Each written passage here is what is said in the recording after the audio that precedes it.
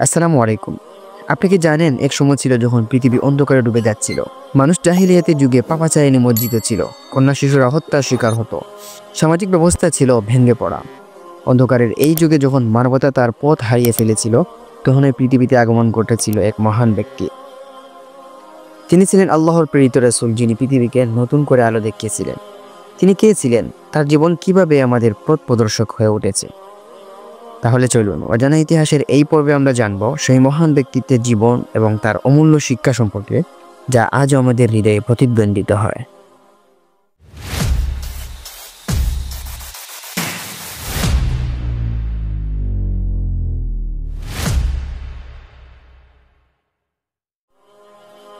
রাসূল মুহাম্মদ সাল্লাল্লাহু আলাইহি ওয়াসাল্লাম 570 খ্রিস্টাব্দে মক্কায় কুরাইশ বংশ বনু হাশিম গোত্রে জন্মগ্রহণ করেন। তার পিতা আব্দুল্লাহ তার জন্মের আগেই মারা যান, আর মাত্র 6 বছর বয়সে তিনি মাতৃহারা হন। এরপর তার লালন পালনের দায়িত্ব দাদা আব্দুল মুত্তালিব এবং পরে চাচা আবু তালিব গ্রহণ করেন। শিশু বয়স থেকেই তিনি সততা, ধৈর্য এবং বিশ্বস্ততার জন্য পরিচিত ছিলেন। কিশোর বয়সে তিনি চাচার সঙ্গে বাণিজ্য সফরে অংশ নেন। ব্যবসায় সততা ও স্বচ্ছতার জন্য তিনি আলামিন তথা বিশ্বস্ত এবং আস-সাদিক তথা সত্যবাদী উপাধি অর্জন করেন। 25 বছর বয়সে তিনি খাদিজা রাদিয়াল্লাহু তাআলা আনহাকে বিয়ে করেন, যিনি ছিলেন একজন ধনী বিধবা। এই দাম্পত্য জীবন ছিল অত্যন্ত সুখময় এবং তারা 6টি সন্তানের জননী হন। মুহাম্মদ সাল্লাল্লাহু আলাইহি ওয়াসাল্লাম মক্কার সমাজে বহু ঈশ্বরবাদ, অন্যায় এবং নৈতিক অধঃপতন দেখে ব্যথিত হতেন। তিনি প্রায়শই মক্কার নিকটবর্তী হেরা গুহায় ধ্যান করতেন। 610 খ্রিস্টাব্দে 40 বছর বয়সে গুহায় ধ্যানরত অবস্থায় তিনি প্রথম ওহী লাভ করেন।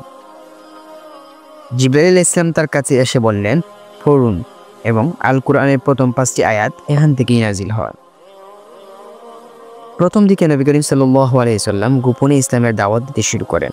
প্রথমে যে 4 জন ইসলাম গ্রহণ করেন তারা হলেন খাদিজা রাদিয়াল্লাহু তাআলা আনহা, আবু বকর সিদ্দিক রাদিয়াল্লাহু তাআলা আনহু, আলী রাদিয়াল্লাহু তাআলা আনহু এবং যায়েদ রাদিয়াল্লাহু তাআলা আনহু।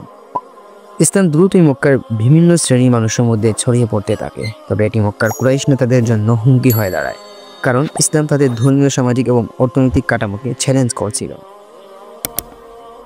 কুরাইশ নেতারা নবী করিম সাল্লাল্লাহু আলাইহি ওয়াসাল্লাম এবং তার অনুসারীদের উপর অত্যন্ত নির্মম নির্যাতন চালাতে শুরু করেন, বিশেষ করে যারা নিম্ন শ্রেণী বা কৃতদাস ছিলেন তাদের উপর। কুরাইশরা বিভিন্নভাবে নবী করিম সাল্লাল্লাহু আলাইহি ওয়াসাল্লামকে দমন করার চেষ্টা করলে তার চাচা আবু তালিব তাকে রক্ষা করতেন। ইসলাম প্রচারে বাধাগ্রস্ত করতে কুরাইশরা সামাজিক বয়কটের মতো নীতি গ্রহণ করত। নির্যাতনের মুখে মুসলমানদের একটি দল আবিসিনিয়ায় হিজরত করেন। সেখানকার খ্রিস্টানরা জানাদেশী মুসলিমদের সুরক্ষা প্রদান করেন। মদিনায় ইসলামের বার্তা পৌঁছালে সেখানকার লোকেরা ইসলাম গ্রহণ করে এবং নবী করিম সাল্লাল্লাহু আলাইহি ওয়াসাল্লামকে মদিনায় আসার আমন্ত্রণ জানায়।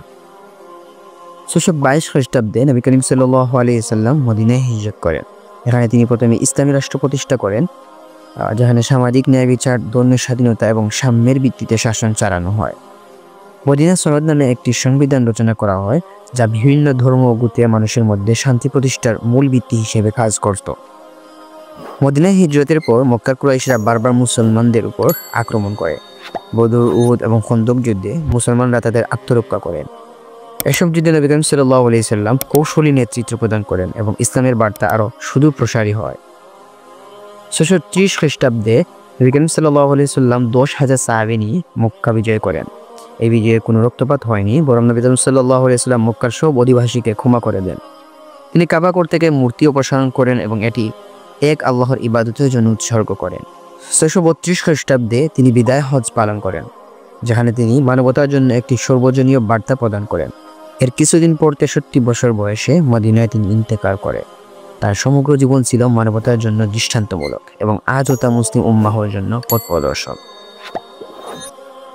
ইসলামের মূল বার্তা হলো এক আল্লাহ উপাসনা করা, ন্যায় বিচার প্রতিষ্ঠা করা এবং মানুষের মধ্যে সমতা বজায় রাখা।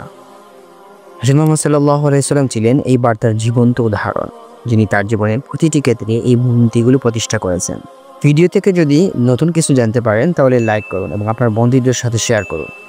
এরকম আরও জানা অজানা ইসলামিক ইতিহাস, ঐতিহ্য, সংস্কৃতি ইত্যাদি সম্পর্কে জানতে আমাদের চ্যানেলটি সাবস্ক্রাইব করুন এবং বেল আইকনটিতে অন করে রাখুন, যেন আপনি আমাদের নতুন ভিডিওগুলি সবার আগে পেতে পারেন। ধন্যবাদ।